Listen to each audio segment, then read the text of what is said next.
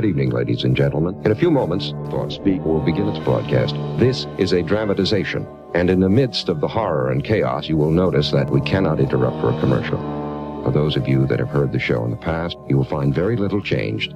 And if you intend to stay with us for the next hour and a half, all these things are done to let you pull in the reins of your imagination. Incredible? You're absolutely right, it is incredible. And you are about to hear the results.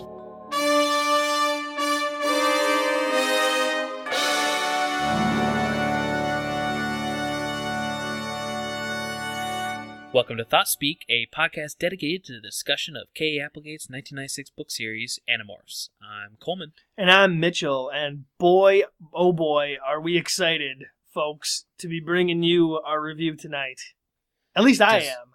I'm incredibly excited. I mean, the last episode was put out, less than a month ago, so this is an exciting time to be a Thoughtspeak fan. We're putting out episodes slightly quicker than before. Life in the fast lane! That's us. We're in the fast lane now, folks. Yeah, and a big part of it might have been the fact that we both knew, or at least I knew going into it, that this was a good book. I remember it being a good book, and there are a lot of fans telling us that it's their favorite. More than some of the other books, in fact. I'm constantly hearing people, not even Tobias fans specifically, but just people in general saying 23 is one of their favorites. 23? Wait a second. Isn't Hork-Bajir Chronicles next in the release date lineup? And hasn't Thoughtspeak had a great track record of following the release date lineup? Oh, Coleman, you silly, silly fool. You assume that we care about things like that, or pay attention to things like that. Well, there was a time, young Coleman really, really cared that we review these in the release date order. Yeah, but here's the thing. I know for a fact that I've read number 23 before in the past. My memories on it weren't that clear or very strong, but I know I'd read it, at the very least. Now, you never read it before? I think I started reading it as a library book and just didn't finish it for some reason. Okay. I remember the beginning, so maybe I did read the whole thing. I just forgot a lot of it. Well, I know for a fact that both of us have never read the Hork-Bajir Chronicles, and that being kind of a bigger book, I'm definitely okay with saving it for a later date. So just to save us from all the emails, we are aware, people. You're going to get the Pretender before the Hork-Bajir Chronicles, so I apologize.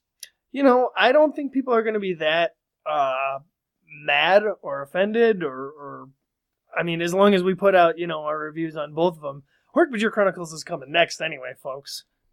So get pumped for that.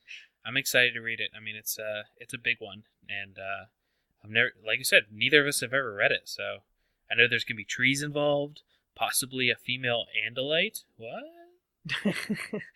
Who knows, man? It's going to be some crazy backstory. I guess it gives you more. If we got into the Pretender with some Hork-Bajir knowledge and maybe been even more sympathetic for them, it would have changed a few of the end parts of the Pretender, I think. Yeah, I guess so, because, we do get a lot of good Hork-Bajir time. In fact, let's go ahead and discuss the cover here, because Tobias books are always kind of a little treat in that, we've got the creepy human Tobias kind of with his opacity turned down a little bit in the background lurking, while Hawk Tobias morphs. And in this one, we've got him morphing a bunny, which is fairly deceptive of them. Yeah, some of these covers are actually getting annoying in how they're just picking some random small morph and making that the cover. Well, I don't know if they're specifically trying to avoid battle morphs for everything. And you can't have the same battle morph, I understand that, but I don't know. The rabbit. I think they're trying to put a different animal on the cover each time. I think that's what they're doing. But actually it's not that bad of a cover as far as these things go. It's kind of cool in the sense that you have the bird of prey turning into prey. That's interesting, I guess. Exactly. And the colors are cool. I like the color scheme. It's pretty badass. Yeah, it looks kind of like a sunset horizon, you know? The closest thing they've gotten to actual artwork on the cover so far. Exactly, and on the inside cover, it's a scene straight out of the book. What a treat. Mm-hmm. Yeah, it's nice to see that for once. So. Exactly. Let's jump to the back here, and I'm going to be the one to read it this time. Good, because I don't actually have the book in front of me right now. Terrific. Someone's looking for Tobias. Someone who says she's his long-lost cousin. Tobias isn't sure the person is telling the truth, but she's really nice and knows a lot about him, and what she tells Tobias definitely gets his attention. It seems a lawyer has discovered Tobias's father's last will and testament, so Tobias needs to attend the reading. His cousin even offers to go along, but something just doesn't feel quite right. That's when Tobias, the other Animorphs, and Axe decide to do a little checking on this cousin, and what they discover will change the rest of Tobias's life. So, right off the bat, this book is just misleading you into what it's about, because what it does not mention is a little Hork-Bajir kid named Beck. No, I'm going to raise a point here real quick, right at the beginning. Go ahead. Point me, bro. It's very interesting. So I read this book into last week. Maybe a little early, maybe middle of last week or something. I actually don't remember a lot of the plot. And that's not usually a problem for me with, especially Animorphs books. I've got a pretty good mind when it comes to remembering the plot and the intricacies so we can talk about them. Right. Well, I mean, this is a real Hork-Bajir heavy book. Maybe that's what it is. And I remember the stuff in the meadow and the rabbit and all of that, but... Yeah, that stuff all kind of blends into the background. I mean, you know that the Hork-Bajir have these character developing moments whenever they're visited. You're just not necessarily sure what book it occurred in. This is one of those books. Yeah, that's true. It's a good point. But, yeah. Luckily, we have a summary, so... Exactly. Good to go. Yeah, and right off the bat, this book starts out very much like the other Tobias books with him chilling in his meadow. Only this time, we learn through his own narration about his growing starvation at the hands of this rival hawk that's kind of been encroaching on his territory since at least a past book. He's mentioned him before. Yeah, and it's cool because this is the main inner demon that the character's struggling with, as many of the Animorph books have dealt with. Oh yeah, I love the line, in fact, that it's like, he looks just like a red-tailed hawk, just like me, so it's like looking at myself, basically. Yeah, and I'd compare it to, this is just like Rachel being a cold-blooded killer, and Jake being a leader, and all these things that each Animorph has to deal with. I feel like this book is really compared to like Jake's number 11 or number 15, in the sense that, yeah, it's the trope that we're going to be dealing with, his struggle throughout the entire series, but it kind of kicks it up to a notch where it's actually like really good writing. It's really the fact that he's having trouble eating as a hawk because of his human side. That's good. That's a good emotional journey for, as we keep saying, a kid's book series. Oh yeah, this whole book is about Tobias kind of coming to terms with his hawk side, his human side, just what he is in general. And there's the weirdest part of the book is definitely this part here where he's, trying to swoop down on the bunnies that we've got from the cover image. And he's got these like weird flash visions where he becomes the prey and he sees, himself as a hawk swooping down on him. And the execution in that is a little awkward. I don't think he needed him to have actual like hallucinations in his struggle. I think it would have been nice that he's just like, if he just got to the point where he was like depressed and so sick of eating not a hamburger, and they show that with the whole roadkill part, but I think that's all you needed. You didn't need to have him having these flash hallucinations. Yeah, my main beef with the flash visions is that they're not really explained, because whenever you get a character doing something weird like we have time travel in this series. I immediately think Elemist. Yeah, we need to know that this isn't supernatural, and it doesn't really give us that. No. So, you mentioned roadkill. Well, because he has these weird visions and he's starving, he's forced to go eat roadkill. And he does this in the city somewhere where, of course, he runs into Rachel, or Rachel runs into him. That's not very good. More like it. It's a little too much coincidence there, but...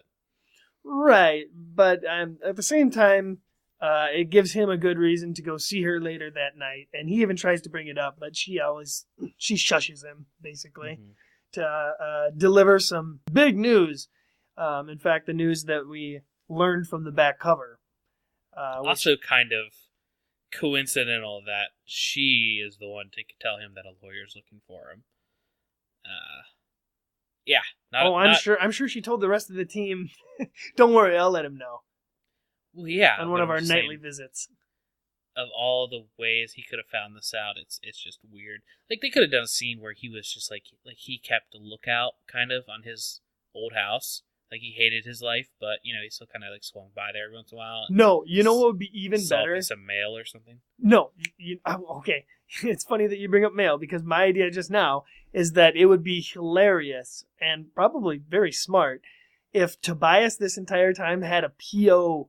mailbox that he was getting mail shipped to, and he was like routinely checking it. That would give away, though, if he wasn't with his aunt and uncle, if they were trying to track him down, having a P.O. box with his name on it would be a little tough. Well, I mean, he could use a fake name or just something to get mail. Yeah, that's true. I could see them doing some funny things with that, but no, nothing like that. Rachel just tells him that there's a lawyer trying to get in touch with him, and she learned this from Chapman. Which, when I first heard that, I was like, "Oh my God, Chapman! It's been forever, man. Where you been?" But we don't get to see... Is Melissa there? Where's Melissa? We don't get to see them in this book. They just name drop them. Yeah. And basically, the lawyer is representing this cousin area that wants to adopt Tobias, which, woo! There's the hope for the book. Mm-hmm. And so, Tobias goes ahead and tells the rest of the Animorphs about this, because anything concerning him, because he's such a rogue factor in their surviving this war, if any humans are talking about Tobias or where he went or why he disappeared, that's going to affect the rest of the Animorphs if that secret is found out in any way. So, no, and it's absolutely awesome to see them all, clearly acting like a team at this point. They're all in their spots, ready to give him backup at a moment's notice. And, talking to Tobias, saying more words to him than, how are we doing, or is the room clear, or... Yeah. What's the view like up there, Tobias? Got any Hork-Bajir on our tail? It's really cool. They even have, secret code messages that they are able to signal to each other just simply by walking into a convenience store and, picking up a candy bar. Like you said, they're going to meet the lawyer DeGroat. And we got a great description of Tobias morphing from bird to human here, the first in this book. And I believe what might be the last mention ever of them being and they had left me a backpack of clothes here, because that goes away, I think. Why does it definitely go doesn't away? in the later in this book. Oh, there's no mention of him being provided naked for clothing. half this book. Yeah, I think he's naked for half this book. And, it's a fact that, or it's a detail that they gloss over from time to time for Tobias. Yeah, 'cause I don't even know if he ever learned to morph a morphine outfit. Yeah, that's a very good point too. And if he puts on a morphine outfit in his human morph and morphs back to his normal hawk morph, if he morphs to human, does the outfit come back? No, I think he ends up as a hawk with a spandex suit wrapped around him. Well, it makes sense if your morph is DNA that's a bubble in Z-space, and the reason they can morph clothes is because that bubble has tight-fitting things around it, and so it's still just mass. There's no reason he couldn't put on something in his human morph and then just save it up there. I don't know, my friend. I don't have the answers you seek. This is why we have a podcast. We discuss these things. is there Tobias clothes? I just wanted to point out the fact that rarely do they ever mention the fact that when Tobias morphs human, he's, gonna need a lot of clothing. Look, I'm sick of this broad storytelling and us dancing around the issues. Who bought this backpack and where does he keep it? Okay, moving on. So he's meeting with the lawyer DeGroat, and it seems extraordinarily normal. He seems like a normal guy. He's very polite to Tobias, offers him lots of soda and stuff. And actually, I thought there's a lot of good comedy in this book too, especially the scene here where Tobias is trying to act human. And, he's taking like a sip from just a regular can of soda, and he's like blown away. And, I'm reminded of Axe and one of his food freakouts. He name drops Axe in this scene. Exactly. This would be a great episode of the TV show. Wink, wink. But, they can't do it right. So, of course. And the lawyer, continues to tell him about Arya, the cousin that has been apparently off in Africa, on photographing assignments all this time. Yeah, so, it's really his first inkling that his father is not his father, which is probably the only truth to this, right? This is the only truth that comes out of this whole lawyer thing, is that he finds out that his father was not the guy he grew up with. Right, yeah. They kind of had to actually reveal his real past to him here, just because, otherwise, they wouldn't have been able to call him in there, because he had been a letter full of nonsense from somebody he didn't know. So yeah, but the problem with this, though, isn't if later on in the book he finds out, all of that is untrue, and I don't think I'm spoiling anything since the name of the effing book is The Pretender. Which, I wanted to bring up something about the title of that. Yeah, we're going to talk about the title. Later. The title is a big part of the book, I understand. But, but yeah, the fact that he shouldn't believe any of that, even though he's getting real information in this scene. Right, I know, and that's kind of what throws him for a loop here, is that, first of all, he is hopeful as hell that this is all actually going as positive as he hopes it is, He's got a long-lost potential relative here that wants to adopt him. It just seems too good to be true. And spoilers, it is. But spoilers, it is. But exactly. this guy really does sell him. This might be the best Yerk plan ever, because they sell him on the situation and even convince the entirety of the Animorphs that this is real. Well, yeah, we're just saying it. Sure, yeah, he's a Yerk. Of course. Oh my gosh, were you seriously going to keep that? If anything, people are listening to this after they've read the book, or they're just not following along. No, Coleman, he's a normal guy. We're not trying to tell the story. We're not going to save the twists and turns. The point is, the first time you read this book, dear listener, you may be convinced by this Yerk's act. That's how convincing it is. Yeah, well, whatever. Well, he tells Tobias that he's going to go ahead and read the last will, like the back of the book said, on Tobias's birthday, which, funnily enough, Tobias can't even remember when that is. That's a little bit chunk of his book, him trying to figure out when his birthday is. Well, yeah, exactly, especially since he doesn't, inform the rest of the team about it until a little bit later.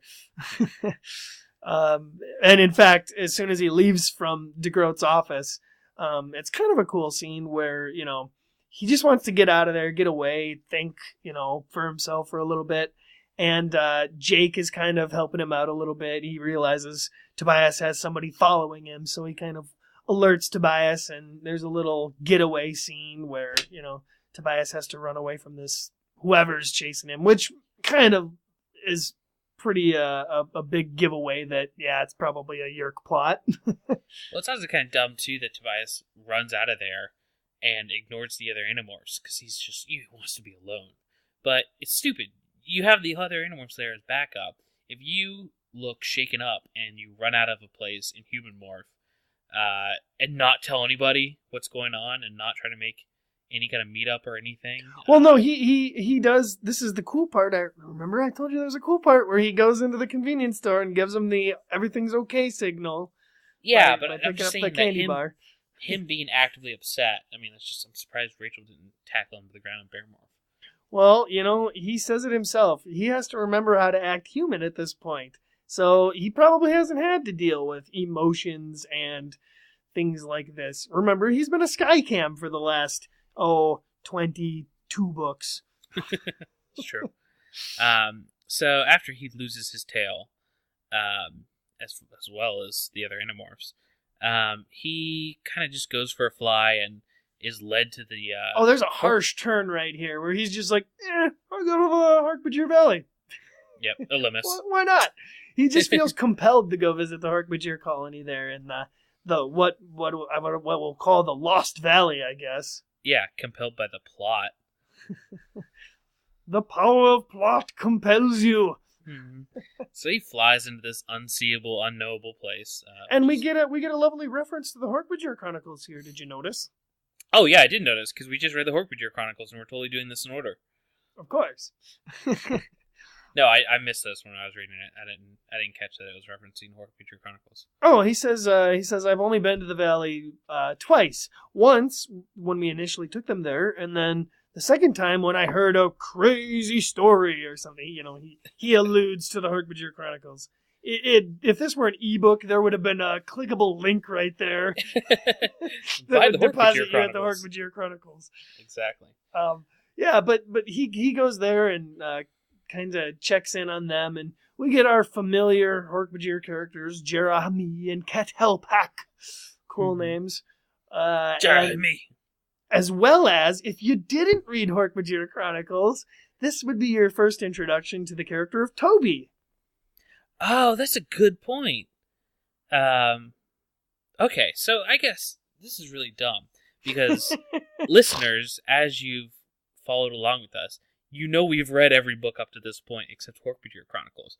I'm so in that Animorphs mode of knowing there's a lot of books I haven't read. I think I read this and just chalked it up to having skipped a book or something. Even though we have a podcast on Animorphs and we've been reading every single one. You didn't even comprehend that? I didn't even question it. I was just like, oh, I must have missed that. I moved on. Oh yeah, clearly there's always been a character named Toby here. Or I thought maybe they introduced her in another book or at the end of a book or something, and I missed it or forgot it. No, so, wow. Toby is like the equivalent of like the only intelligent Harkbajir. Like this is the one capable. Well, no, of really I know carrying Toby. out a conversation. I know Toby from all the other books and the end of the series and everything. I'm aware of her. I just forgot that she hadn't been introduced yet. Yes, well, this is her introduction, good friend, and it's here that Toby warns Tobias that the Harkbajir child Beck wandered off somehow, got out of the valley, and wandered away and is now missing, and it's been like a day or two. So stuff's getting pretty serious here.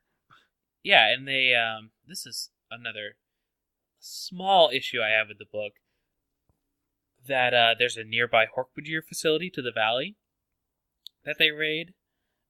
Maybe that's just part of the Elimus' plan to up their numbers, but it seems a little convenient that it's like, oh yeah, we've been fighting this whole other war over here while you guys been doing your missions. Well, no, I actually really liked that little bit. Tobias learns from them that they have been going on these raiding missions and increasing their numbers. And it's even kind of funny because they're like, well, how did you think we've been getting more and more Harkbajir? And he's like, I didn't think about it, honestly. Well, yeah, I don't know. It's just weird that they have a facility like right by the valley. And I think it's a little bit further away from the valley than whatever you're thinking. Nope. I'm picturing valley and then like right next to it, like huge industrial factory that just Harkbajir are climbing all over. I highly doubt that because it's apparently. Well, first of all, Toby tells him straight up, like, it's not in your town. It's far away from here. So there's that going for him. And second of all, only they know the location of this place, and he's not even giving it up to Tobias just yet. Yeah, that's a good point. But at this point, they're kind of assuming that Beck has probably been captured or something bad has happened. Yeah, and they're just like, you go fix it. Yeah. Go ahead, Tobias. You can do it. Back in his meadow, once again, Tobias, he's just, let's call it not performing. It's a regular problem. Happens to everybody. They intercut quite a few of these scenes, actually, of him and his Tobias chilling, losing the wild, desperate race for food that it is, once again. Except this time, Axe makes an appearance. Oh, yeah, and it's nice. I love these little interactions where Axe just breaks out of the forest into his meadow. He's like, yo, what up, best friend? Anyway, Tobias is finally bringing the team up to speed. He's explaining both of his situations, and very much like he thought they all would. Everyone kind of broke it down and analyzed it in their own various ways. Which, what's great about this book? He talks about Cassie, but he never really gives a lot of dialogue from Cassie. That's she's got a couple of good lines in this book, like actually good dialogue towards the end. But other than that, he doesn't recall Cassie or even Marco, or even a lot of Jake in this book. It's weird when Marco isn't chiming in every 5 minutes. Exactly. This is primarily a Tobias and Rachel book, really. Yeah. Tobias and Rachel, featuring the other Animorphs. And then we move into kind of a little bit of a dull stretch in this book where Tobias and Rachel go on a secret love mission to spy on Area. Yeah, this is definitely a lull in the story looking back. They do go and spy on Area in her downtown hotel room for quite a while, and she just appears to be normal for a good stretch of it, and then she gets a call and suddenly has to leave her room, and she's on the move, and it's very whoa, it's go time. It's like a very unnecessary action scene that happens here where Tobias and Rachel in bird morphs are very conspicuously riding on a police car and then doing all this just unnecessary movement as they follow her around. And as it turns out, she's only going to this place that's right there in town. Frank's Safari Land and Putt Putt Golf. It was basically an action scene brought to you by the same writers of Spider-Man 3. That's the kind of tone they were going for there. It was like, hey, wacky. We've got nothing to do here for this part. What would Michael Bay do? We wrote ourselves into a corner. So yeah, they're riding on a police car. Go, it's actiony.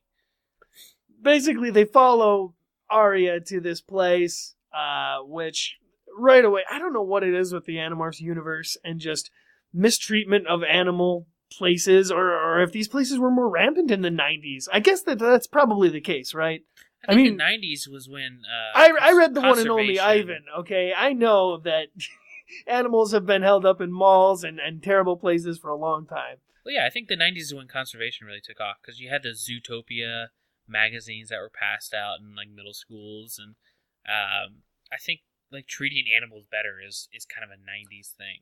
I shared with our friends on Facebook very recently an article about the Rainforest Cafe reopening in the Mall of America. It closed years ago, I remember, and I remember going there as a kid. It was a decent place. Food wasn't that great. Atmosphere was kind of interesting. It's crazy to me that you're talking about this like an old place. I've been to 3 Rainforest Cafes in the last year. Oh, really? Wow, that is crazy. Yeah, well, the new one is opening in the Mall of America. I'm not trying to advertise for it by any means, but I don't think they do. Come on down! I don't think they do live animals in story. I've never seen a live animal in a Rainforest Cafe. Exactly. So I don't know what the Animorphs beef with that is. Applegate. I don't think that was a real thing. I think she made that up. And that must be why they had to move on to a place like Frank's Safari Land and Putt Putt. Back at Frank's Safari Land and Putt Putt Golf, things are not going to go well because not only is it that kind of place where he's got animals that look miserable in cages, there's also a sign that reads Deadly Midget Freak the Living Razor. So, we found Beck. That's good. I mean, it's actually incredibly good because the fact that he has a sign out there means that, no Yerk is running the place or anything. So that's pretty lucky. Yeah, and this is them finding this place and Arya going here at just the time they were following her to just coincide. Yeah, this is actually one of those books that the coincidences... While there's coincidences in every book, this one they're starting to rack up and annoy me. So it may affect the review score at the end. They basically spy on Arya's conversation with Frank here, and again, she seems kind of like the normal photographer type. Definitely not at all like Visor 3. Yeah. She's definitely one of the weirder morphs of Visor 3, and the fact that she's acting so normal. Like, it really makes me think that she's like a vacation body for Visor 3, and that all that stuff he did at the hotel, and it's just kind of what he Visor 3 heard from Visor 1 about how great it was to be a woman, and he just had to feel it for himself. Yeah, it's just feel free. Girls like to have fun. So after their little conversation, Arya just kind of plays dumb about the Hork-Bajir. Says she doesn't really recognize it, and I guess makes a mental note of it, and GTFOs. Yeah. The scene shifts on, and we're back at Cassie's barn with the team, kind of deciding that the obvious next move is to plan a snatch and grab for Beck there. Surprised they didn't try to do it themselves. I mean, does the book mention that? I can't remember if it talks about it. Why they had to go back and plan it? I mean, Rachel and Tobias are usually a little more straightforward than that. That's a very good point, and I'm not sure other than just to drag out the runtime of this book, because they had to go back and discuss it with the team, and because they I think there's a weird time shift here. Going to Frank's and spying on Arya and all that happened, I think, later in the day, and they specifically mentioned that this is also a homework session, where they're going to spend a lot of time working on homework and getting caught up and stuff, because that's another thing they got to do. These child soldiers. Mm-hmm. Gotta make them bills. Yeah, but everyone's in agreement that we obviously got to go get Beck out of Frank's. Yeah. And that's their next mission. Rachel's going elephant to smash things up. Tobias is using his Hork-Bajir morph, an underutilized one, I feel like. But yeah, it's smart too, because you can relate to the young Hork-Bajir and kind of coax him out a little easier than them trying to morph something that could drag him out. Right, exactly. So they go in and start busting up the place to get to Beck, and there's controllers there already infiltrating the place, and they call in backup pretty quick. There's black vans all over the city just waiting to be called in. I assume there's giant SUVs, like with the seats stripped out of them, just full of Hork-Bajir, like doing circles around the city, just waiting for the Visor to call. Yeah. It's like the Visor's own little Hork-Bajir fleet. Yeah, but they get back out of his cage, and they're escaping, and then, of course, Visor 3/Arya shows up. Well, no, this is just Visor 3, straight up. Oh, he doesn't come in morph? Well, no, he comes in Visor 3 mode. And you know what? This I wanted to point out. There's a bit of continuity that I'm not sure about right here, if it's kept or not. So Visor 3 recognizes Tobias's morph as Ket Hellpack. And he specifically mentions, here's one of those runaways. I don't think this is continuity. I think it's pretty clear that it's not. He doesn't recognize the Hork-Bajir as far as who it is. He just sees a Hork-Bajir that's not on his side and assumes it's a free Hork-Bajir. I guess, but I really got the sense that he recognized the specific Hork-Bajir, which is, it bugs me because that was a major plot point of that book, was the fact that they had to trick the Visor into thinking he saw Ket and Jera fall into that little pit thing and die. I don't think this is a continuity issue. I think they did trick them, and that got the Yeerks off the Hork-Bajir's trail for a while, whatever. But then these Hork-Bajir started raiding that facility, and the Yeerks are very aware that they're being raided by free Hork-Bajir. Okay, so you're telling me this here is just him recognizing it as a non-controller Hork-Bajir? Yeah, it's just him knowing that him thinking that this is just another raid. Like Hork-Bajir was captured.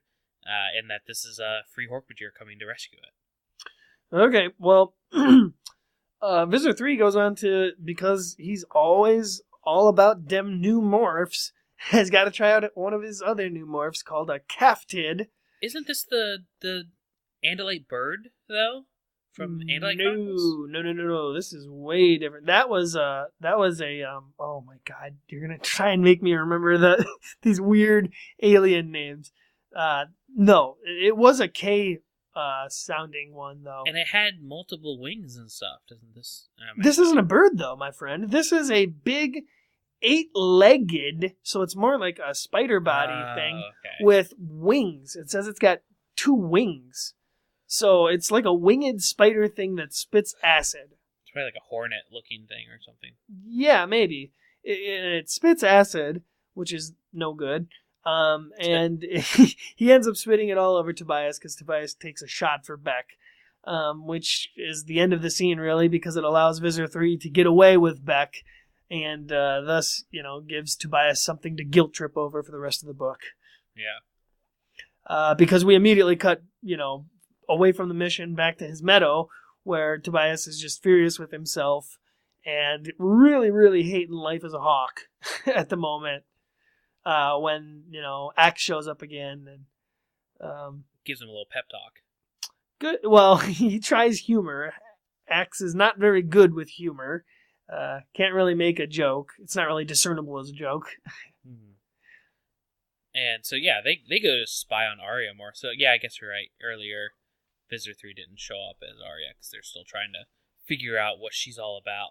Yeah, but it's very convenient, for him to be on the scene there so instantaneously. Yeah, and again, we get more them spying on Arya, and again, her seeming to look normal. Yeah, she saves a little kid. Oh, yeah, really cranks it into overdrive here. Makes 0 sense. Because if this is a real person saving a kid, super convenient. But obviously it's not. It's Visitor 3. So why would he save a kid? And then it even kind of insinuates that maybe, like later in the book, it insinuates that maybe that was a setup. But when would they know that any Animorphs or Andalite bandits would be watching them to try to trick? I think every time he used that Arya morph, he assumed that he was being tailed. And I believe that the driver of that car, that little kid that he pushed out of the way and saved, they were controllers too. They were all in on it. I'm sure they repeat that same act at least once a day, just in case any Andalite bandits happen to be watching. But if it happened once a day and any Andalite bandits were watching and they watched long enough to see it happen more than once, then that would give you away. Okay, well, you know what? That's just a problem that's not addressed in this book, Coleman. Convenient. I'm just trying to give some explanation to how it makes sense. They see this, yeah, and Tobias is super conflicted once again because he's like, you can just see his hope meter. If this were an RPG, it'd be building and building and building. He's so hopeful. He's like, I'm going to be human again. I got loving family. It's going to happen. He's more optimistic than usual. And him and Rachel, even, he goes over to her house and they have a deep relationship conversation. Oh, it's great. Yeah, if you had any doubt thus far reading in this series that these two are meant to be shipped, here you have it, really. Yeah, Rachel's just gung-ho about him being human again, so. Yeah, she lays it flat out, There's tons of stuff that we can't do because you're a bird. My boyfriend can't be a bird. Yeah. And I'm desperate here. I'm looking at Marco like he's looking pretty good all of a sudden. So that's just shallow of her. She should marry that bird. Put a ring on that bird. Put a ring on that talon. Like around his neck. And then walk him around on a leash. So finally, after 3/4 of the book, Tobias finds out his birthday, which is tomorrow. Oh, yeah. And his birthday's tomorrow. Mom's tomorrow. Right. So, yeah, and then he flies off because he can't really handle it. There's a lot going on emotionally for Tobias this book, and this is why it's so great, is because it really, I believe, accurately depicts the struggle of a human trying to live the life of a hawk. I will give you that. It definitely depicts that. Exactly. And in fact, we go back to the meadow again, and there's this really good scene that I think would just be amazing, animated, or I guess if you're more the live action person thing. Animated? Because that's how I imagine the series, Coleman. That's how it rolls in my head. Yeah, but you can't just throw out this scene in particular for being such a good animated scene. I can. Because it's him sitting in the meadow, miserable as hell as a bird, thinking, his hope meter is at its peak. He is right now believing so hard that, being a human is right around the corner, that he's so tempted he goes down to the ground and starts to morph human. And then he has to, think about it for a second, go, no, wait a minute, we got this mission going on. I'm going to put it on pause here for a sec. And because he's still starving, he's got to go fly off and eat more roadkill. What part of that has anything to do with being animated? What part of that uses the format better than Because any other I format? could see it as such a dark, ominous scene. I just imagined it brilliantly. I'm sorry you don't have the imagination. No, Coleman, I just imagine to it make like a it normal work. person and imagine it in live action. No, Yes. I can see it being a fantastic No, scene. I know what you're saying. You're thinking giant moon in the background, and he's sitting in the field with the swaying cicadas No, I'm playing. thinking an ultra close-up on a silhouette with glowing eyes of the hawk tearing at this bloody carcass. And Tobias just thinking yep, just one more night of this. No, you want to see what this actually should be. Picture a live-action red-tailed hawk landing in the meadow. And Boo, you see, I can get that on Discovery Channel. Shush. You see the frustration and the terror and everything coming together, and you see him morphing to human, and extreme close-up on his eye, and as his eye is changing from hawk to human, tears form, something he can't do as a hawk, and he morphs back. Oh my Boom. gosh. And then he wins a daytime Emmy. No, that'd be amazing. His tear glands form and immediately start streaming before he even gets full human. That's powerful. That's powerful. Okay. Moving on. The team goes right into their next mission, which is trying to get the mission going by going to visit the Harkbajir Valley so that Tobias can kind of weasel the location of this Yerk facility out of them. They go there and they talk with the Harkbajir quite a bit here and basically team up with some of the Harkbajir raiders that agree, and this is the only way that they'll give them the location, is if they go with them. Yeah. Which is kind of cool. I mean, they're rolling with their own Harkbajir team for once. It's really cool. It reminds me a lot of that scene in Jurassic World where they're running through the forest with the velociraptors. Yeah, kind of. Similar to that. But yeah, so there's this whole new plot of the Yerks are putting in a giant Dracon beam that'll be anti-air. Right. Yeah. Where did this plot come from? Oh my gosh, this Yerk facility's got a giant gun. It's oh gosh, we need something. We need some nefarious plot. Gun, bad, shoot. It couldn't have just been okay, this is a facility where some of the Harkbajir controllers go to get massages or something because they're in terrible shape. No, it's giant gun zone here. You know what would make more sense and be incredibly relevant to the themes of this book? If this was a processing plant for Harkbajirs, new Harkbajir controllers, and they were being trained to use their new bodies. It was a training facility.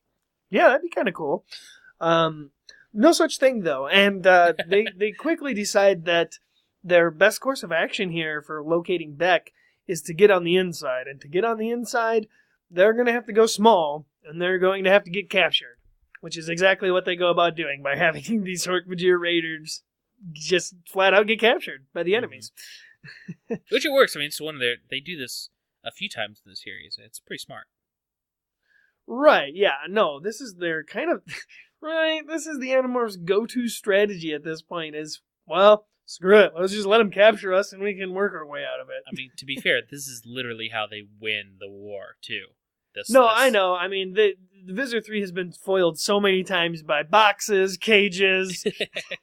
The list goes on and on, really. Anything cubicle, just keep away from the Visitor. Uh-huh. Yeah, exactly. So as soon as they're in there, Tobias is easily able to demorph and kind of hawk walk himself right out of the cage.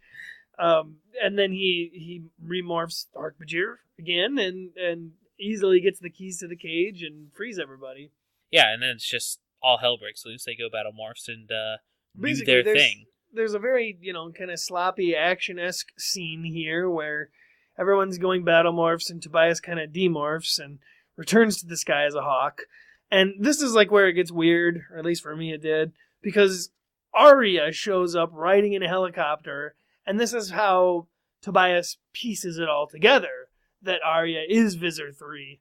And he's very devastated by this news. I mean, all of his hope has just been dashed here. Like, he falls out of the sky and just doesn't want to go on. In fact, he doesn't even get up. It's Toby who finds him on the battlefield because she's there too for some damn reason. Yeah, and I can picture him just, or not him, but Toby just throwing Tobias at Rachel and being like, "You take care of him. I don't know what's going on." No, I imagine it kind of more funny. Funny / cute, I guess, because Tobias is just sort of wallowing there in the dirt, like as a bird, not wanting to get up. He says himself he's not even injured. And, it's basically a scene from Twilight. Toby walks up and just kind of picks him up, cradles him in his arm, walks him over to Rachel, and then I imagine it just kind of nonchalantly, like, holding him up to her, and she's like, okay. Bird delivery. Exactly. And this is where Tobias kind of has his little breakdown freak out where he tells everyone, no, Arya's Visitor 3, so that whole thing's not going to work out, guys. Which makes the next scene pretty good. I mean, it's Tobias has to go back on his birthday and see what the lawyer is offering him or whatever with Arya, and it makes it kind of a tense scene knowing Arya is Visitor 3. And right, yeah, I mean, she even hugs him. Oh, man, how many of them can say that they've actually hugged the Visitor? Yeah, I mean, I guess maybe Marco in Visitor 1, but... That's true. Hey, maybe Marco in Visitor 3. There's a lot of books we haven't read. But I mean, this is a really cool scene. De Groot, who's obviously a Yerk now, is just kind of trying to get through the whole thing, and he wants to read the letter. And they're like both watching Tobias so harshly here. And he says the thing that saved his life is how he forgot how to use facial expressions, which is kind of dumb. What? I like that. I like that a lot because it's true. I think that's how it would be. You're trying to say that he would still have his instincts, his human instincts? No. I think it's perfectly plausible. It's not as coincidental or anything as any of the rest of the book. It's a perfectly plausible way for him to get out of that situation. I just don't think it's very good. I mean, I think him struggling not to show emotion when he's finding out this intense information would be much more interesting. But... Well, it does imply pretty heavily that he's struggling internally at least, because he does know what this letter is about. As soon as it says that it's from Elfangor. Which is the whole point of this letter and the whole point of this book is so that Tobias can finally find out what we, the readers, have known this whole time, that he is Elfangor's son. So this is obviously a plot which he even, after he gets out of there, goes on to clear up that, they found this letter initially because the lawyer, de Groot's father, had been Elfangor's lawyer in the past and had this letter. Yeah. And then the another de Groot, the one in this book, his son, took over the business, became a Yerk, found the letter, showed it to the Visitor, and they had to, track down Elfangor's son. It's really cool here, though, as they're reading this letter. Just good, kind of wrap-up moment for Elfangor and Tobias to give their relationship a little closure, since they never really got any. Yeah, and it's a good wrap up. It's nice, him coming to accept that he's human and that he is still Hawk and he has to keep the fight going. It's a good wrap up ending, feel good ending, whatever. And of course he goes see Rachel and they have to do a little birthday cake thing, to really hit home the emotional state of everyone. Well, I like the lawyer scene, though, because, I mean, even Tobias is trying to play it cool. He knows he's in a really bad situation, and if even the slightest little hint drops that he knows what's going on, the visitor's going to be at his throat, so he's got to play it cool. The visitor even gives Elfinger a compliment, a backhanded sort of compliment, when Tobias sort of shrugs it off and pretends that he's disinterested and thinks it's all made up. Visitor 3 is like, I knew your father, Elfinger, and he was a wise. He says something about him being like smart, and there won't soon be another one like him in this universe. So you can tell that there's some admiration between Visitor 3 and Elfinger. Yeah, but there's actually a break in character in this scene. Who do you think I think it's from? Tobias? No. Groot? No. I think it's de Groot. I don't think it's de Groot. No, it is de Groot because the receptionist specifically says it rhymes like with boat. Yeah, never mind. Sorry, I'm wrong on that. I've been trying to put that in this entire episode now. Because I think the reader is led to believe it looks like Groot, de Groot. Yeah. But that's the joke, I guess, that it's de Groot. Yeah. Anyway, breaking character. I think Why? Visitor 3 has a very big breaking character here. So they're in this room. Everybody's a controller. Tobias is here. He knows Tobias is Elfinger's son, and I know what you're gonna say. Yeah, he knows Tobias has no family and no one's looking for him.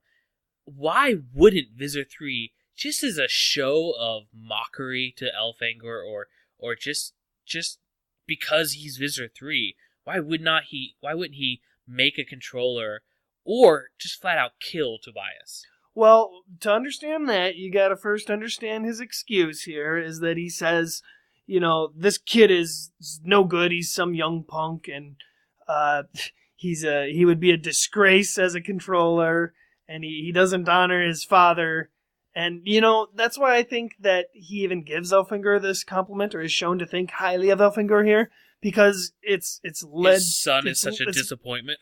Yeah, exactly, it's leads you to believe that he actually thinks less of Tobias for that and is so disinterested with him that he doesn't even think it's worth sparing any time or a yerk to him. I guess. You think he'd just kill him in the room real quick, though? Well, yeah, you could argue that, the visitor's supposed to be ruthless, he's supposed to be paranoid, he might just kill Tobias, because he does crazy shit like that. He's the visitor. I wouldn't even say paranoia or ruthlessness. I'd just say, egotistical. Here's my fallen enemy's son. You can follow your father. One more slap in the face to his legacy. Yeah, I don't know. I mean, they could have done a lot of different routes with this, but the one that they do is ultimately the one that cleans everything up the tidiest, so that Tobias can get out of there, Visitor 3 can go on his way, and nobody's going to be looking for Tobias anymore or anything like that. Yep, that's a lot of what I'd say for the plot of this book. It's tidy. Exactly, that's the point. And we get a very, very cute little ending scene of, Tobias hanging out in Rachel's bedroom with a birthday cake. Mm-hmm. Yeah, that's a nice little topper. Right after they, I'm sure he morphed human and they had some sweet PG-13 related relations. Yeah. Do you want to go first on the review scale? Yeah, I will go first on the review because I think I had a higher opinion of this thing than you did. Just based on what we're talking about here. I had so many notes going through this book, I think I dog-eared more pages than I've ever dog-eared in one of these books before. So I'm just gonna quickly browse over my dog ears and see if there's anything real good before we go on here. Oh yeah, there's a great Marco rant in here where he's talking about how our lives have become Nintendo games. We're always walking down some dark hallway with our blasters drawn, and there's an endless array of enemy guys. We blow them up, but they keep coming. When do we get to hit the pause button? When do we get to switch over to a nice, peaceful Riven? Okay, first of all, how many of you people even get the Riven reference? Okay, A, it's Riven. It's not Riven. Riven? Right? Okay, Riven. sorry. And B, I don't think that described a single Nintendo game what Marco just laid out. Contra. Oh, yeah, kind of. What dark hallways were you going through in Contra? Dude, how far did you get in Contra? You fought aliens in Contra. I know you fought aliens. I'm saying you didn't. There's a couple dark hallways. I'm you sure. You were a side scroller jumping around until those random 3D parts where you're shooting straight. Okay, well, regardless, I've got some other stuff for you. They actually have a lot of good. This is some of the good Cassie dialogue that I was talking about here. Later on in the book, they bring up some good moralistic arguments concerning like guerrilla warfare and stuff like that. And I'll just read you little snippets here. They're arguing, and Rachel says, "Someone pushes you, you push back. Doesn't matter who it is. You have to make the other guy pay a price." Cassie rolled her eyes. "That's like a perfect rationalization for gang warfare." World War II, Rachel shot back. "The Nazis push, you push back. If you don't, they kill you anyway." Cassie goes on to say, "Northern Ireland? The Middle East?" Some of these references are like way over my head, or at least they were at the time of reading these. Well, there were a ton of you're right. There were a ton of like these little moralistic snippets throughout the book. Wasn't there a scene in the book that talked about being gay? Yeah. They did mention. In fact, I have it right here. Humans didn't have a great record of getting along with different people, or people different from themselves. Humans killed one another over skin color or eye shape, or because they prayed differently to the same god. Hard to imagine humans welcoming 7-foot-tall goblins into the local Boy Scout troop when they couldn't even manage to tolerate some gay kid. Yeah. Wise words from Animorphs, man. Yeah, but it's very ham-fisted into this book for some reason. Like, it's like, Applegate read a bunch of news stories and then wrote this book. No, it's totally fitting with Tobias and his themes, which are learning. It's all about acceptance, accepting yourself for what you are. That's all Tobias's thing. His is, okay, I'm a guy in a hawk. Okay. But it could very easily be translated into a gay kid or, a interracial couple, whatever. It's the struggle that you have to learn to cope with and get over with and accept in your life. Yeah, and I agree. The struggle that's not going away. I agree that that's sewn very much into this book. So, I mean, that does make sense. So, get into your review. Let's hear it. Okay, yeah. Obviously, I love the book. From the beginning to the end, I thought it was a good time. You're right. There are definite lulls in the book. There's unnecessary action scenes. There are things that don't necessarily make a lot of sense when you really get to thinking about it. There are a lot of coincidences, which if you listen to any of our past reviews, you know that I am a stickler for coincidences. Usually more so than you, I feel. And the coincidences didn't even bother me that bad in this book. I just, looking back on it, I remember it being fun. I remember not actually remembering as much as I thought I did about this book. Like the whole rescue Hork-Bajir mission that's totally glossed over by the back of the book was kind of a blast from the past as well. More Hork-Bajir development, so we're getting, B characters developed. Always nice to see. Wish a Chi or two would pop up somewhere, but we're waiting on that. More Tobias and Rachel relationship, which is always good. There's even a cute little moment in this book between Rachel and Marco, where Tobias kind of gets jealous for a moment because Marco rests his head sort of on Rachel's shoulder, and it's very cute, I'll admit. I just thought all the characters were on point. They were the best of their best in terms of personality. Sure, we didn't necessarily get as much comedy from Marco or Axe that we'd like, but all of the stuff with Tobias is one of everybody's favorite characters. I mean, he's right up there with Jake. It's good stuff. It's good stuff. It's a great story of accepting yourself, and for me, it was a solid 5 out of 5 Hawk Walks. Ooh. It's a high score. And while you ruminated on that, 5 out of 5, because yes, I really enjoyed it. Let's talk about the title, The Pretender. Yes, who do you think that implies? Tobias is the real pretender. Okay, The Pretender is Visor 3 for sure. Let's not sugarcoat that. No, it's obviously supposed to supposed to be multi-layered. It's the Pretender is multiple aspects of this book. Oh yeah, there you go, Coleman. You figured it out. Here, I got a new title for this book: The Pretentious. I love it, but I don't. Let's hear your review. Can I have a review? Okay. So honestly, reading this book last week, I thought to myself, after reading every Animorphs book, you kind of think to your back of your head, what review you're going to give. At least we do, because we're co-hosts of a show that reviews the books.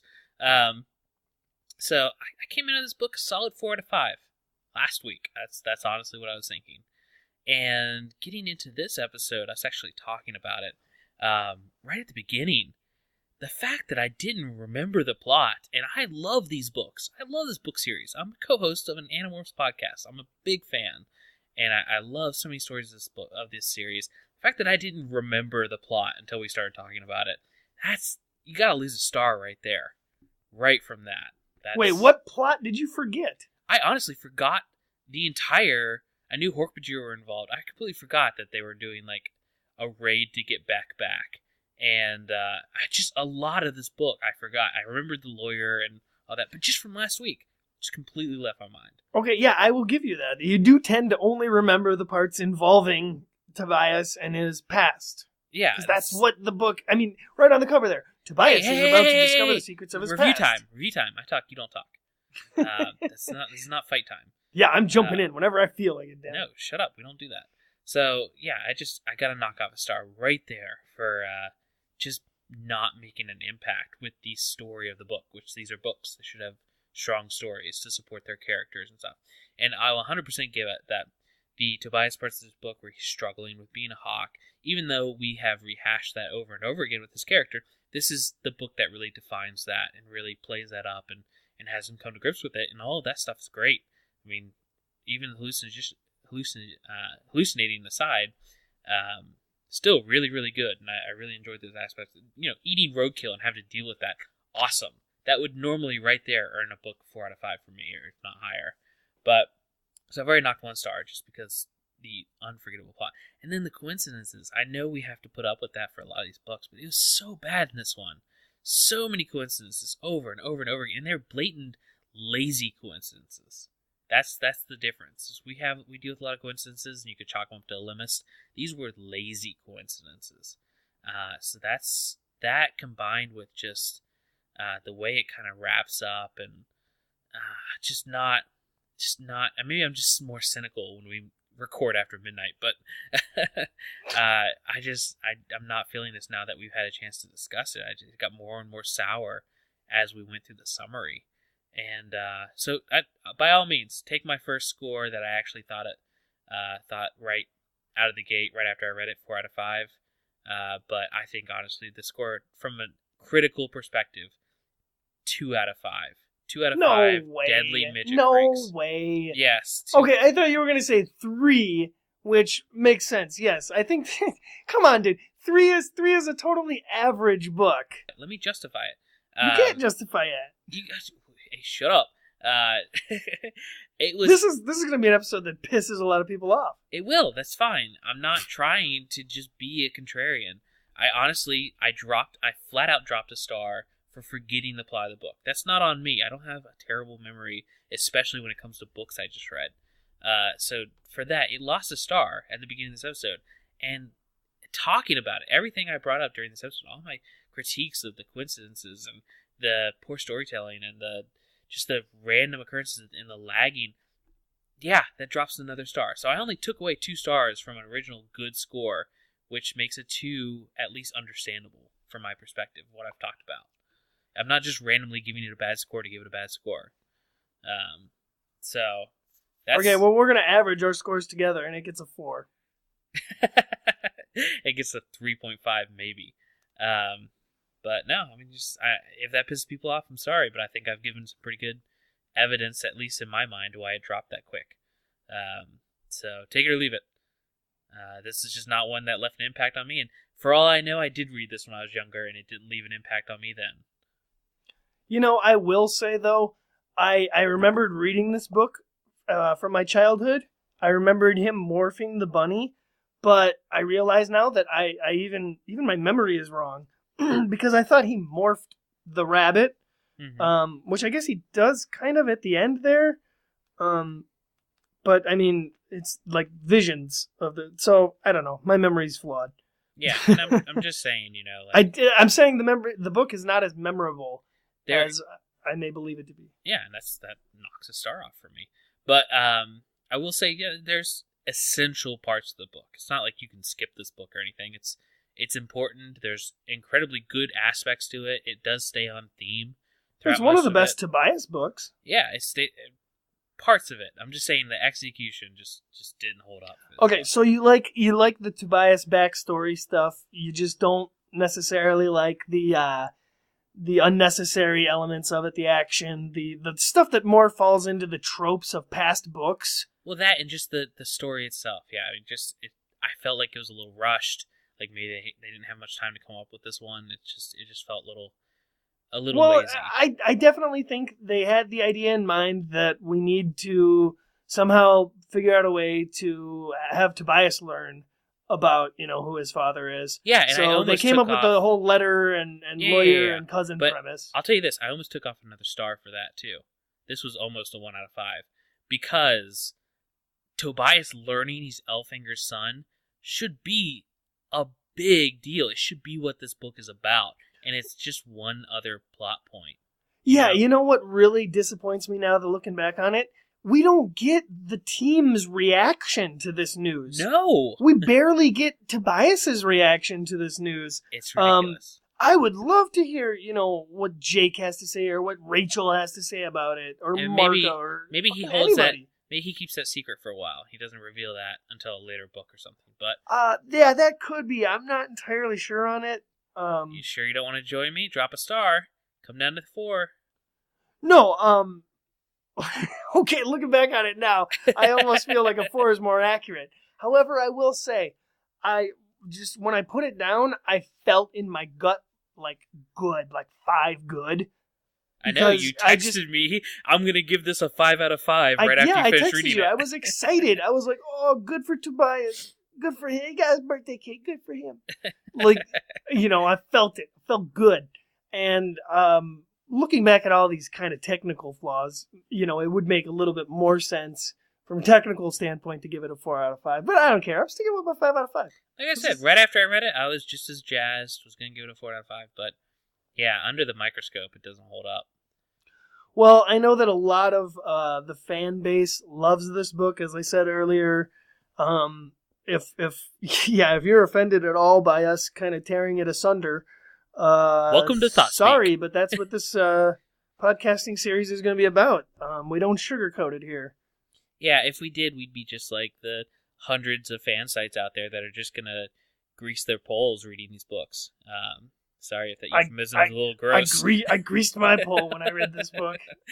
I mean, we're here to talk about them. I mean, the whole point of this podcast, this didn't start out being a podcast. We loved Animorphs, but we didn't start this podcast out wanting to just slob over the entire series and talk about how good it is. We wanted to see if, as adults, this series held up. That was written for 12-year-olds, literally. Yeah, and the more and more we discover, there are definitely certain themes, aspects, parts that are holding up entirely. And then, we do find these other pieces that we realize are maybe filler material or unnecessary action scenes or some of the more familiar tropes that we've seen recycled over and over.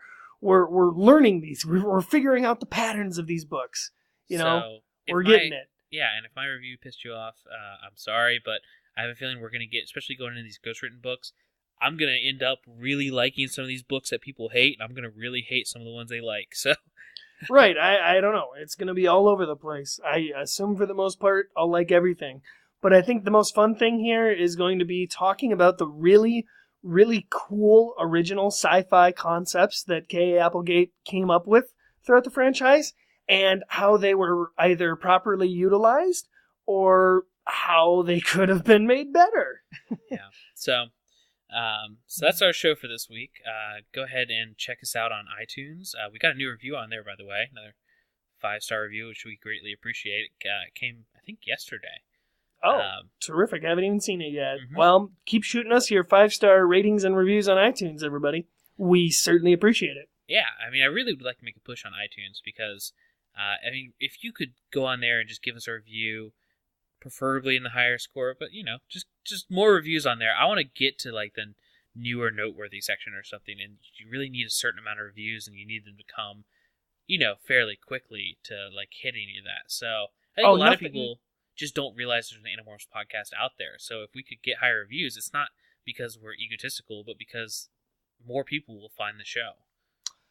Yeah, nothing gets us to put out episodes quicker than people saying really kind things about us and more people noticing us, for sure. Yeah, I would love to move to a quicker schedule, but right now, it's just really hard with all our work and everything, and knowing that, you know, our audience is still a little small. I mean, we love our fans. They're awesome. They write in all the time, and it's great to discuss things with them, but this really would become more of a priority in our life if we knew it was, you know, being heard by more people, and it was getting a bigger and bigger audience, so. Exactly. So getting on iTunes, ratings, reviews, definitely a big helpful thing. But also, you know, feel free to jump on Facebook. We're on there. We reply to everybody on Facebook for the most part. We have a Twitter at Morphcast. You can get on there. I run that completely. So if you want to ask me anything specifically, I'm on Twitter for the Thoughtspeak podcast. Yeah, and I like posting related articles and stuff like that to the Facebook page. And honestly, communicating with folks on there. I don't think a lot of people go to our website. I think our website is one of the cooler aspects of our show. We have a lot of unique artwork on there, and you post some really cool conservation things about animals on our website. So if you haven't checked that out, it's www.thoughtspeakcast.com. We got a retweet by Michael Grant the other day. What did he retweet? What did you tweet? Well, I tweeted just kind of a basic advertisement for the show, like, hey, if you love Animorphs, you know, blah, blah, blah. We do this podcast discussing the 1996 series by Kay Applegate and Michael Grant, and I actually tweet tagged them, or what are you going to call it, where you put their name. So it yeah? Yeah, and just a basic advertisement for our show got retweeted to Michael Grant's 200,000 Twitter followers. Oh, hell yeah. Well, if Michael Grant sent you here, thanks for listening, and we hope that you listen again.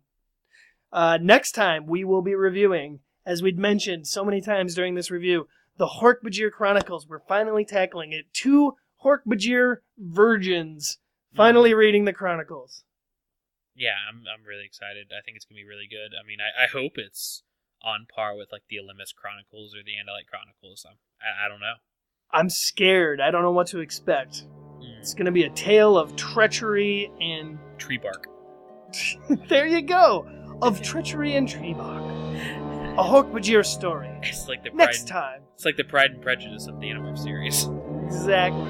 Next time on Thoughtspeakcast. Well, until then, I have been your host, Mitchell. And I'm Coleman. Saying peace out, y'all. Have a good one.